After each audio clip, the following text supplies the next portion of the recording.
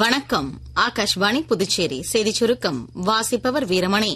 பிரதமர் திரு நரேந்திர மோடி நாளை ராஜஸ்தான் மாநிலம் பிகானேரில் மொத்தம் 26,000 கோடி ரூபாய் மதிப்பிலான பல்வேறு வளர்ச்சித் திட்டங்களை நாட்டிற்கு அர்ப்பணித்து வைக்க உள்ளார். 103 ரயில் நிலையங்களை திறந்து வைத்தல், புதிய ரயில் பாதை அமைக்கும் பணிகளுக்கு அடிக்கல் நாட்டுதல், மின் உற்பத்தி திட்டங்கள் உள்ளிட்டவை இதில் அடங்கும். நாளை பிரதமர் திரு நரேந்திர மோடியால் திறந்து வைக்கப்படும் அம்ருத் பாரத் நிலையங்களில் புதுச்சேரி யூனியன் பிரதேசத்திற்குட்பட்ட மாஹே ரயில் நிலையமும் ஒன்றாகும்.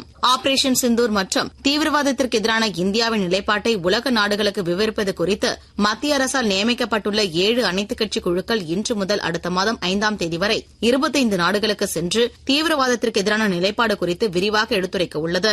முதலாவதாக சிவசேனா எம்பி திரு ஸ்ரீகாந்த் ஷிண்டே தலைமையிலான குழுவினர் இன்று UAE, Liberia, Congo, Sierra Leone ஆகிய நாடுகளுக்கு செல்ல உள்ளனர்.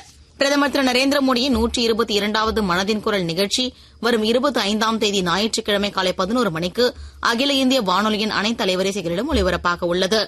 இந்நிகழ்ச்சியில் இடம்பெற வேண்டிய கருத்துக்களை பொதுமக்கள் நமோ செயலி, மைகவ் இணையதளம் மற்றும் 1800-117800 என்ற கட்டணமில்லா தொலைபேசி வாயிலாகவோ அல்லது 1922 என்ற எண்ணில் குறுஞ்செய்தியாகவோ வரும் 23ஆம் தேதி வரை தெரிவிக்கலாம். புதுச்சேரியில் தோட்டக்கலைத்துறை மூலமான என் வீடு என் நிலம் திட்டத்தின் கீழ் 100% மானியத்தில் தோட்டக்கலை தொகுப்புகளை பெற தேர்ந்தெடுக்கப்பட்ட பயனாளிகளின் பெயர் பட்டியல் உழவர் உதவியகங்களின் அறிவிப்பு பலகையில் பொதுமக்களின் பார்வைக்கு வைக்கப்பட்டுள்ளது. பட்டியல் குறித்து ஆட்சேபனை உள்ளவர்கள் வரும் 28ஆம் தேதிக்குள் தெரிவிக்கலாம் என்றும் தோட்டக்கலைத்துறை தெரிவித்துள்ளது.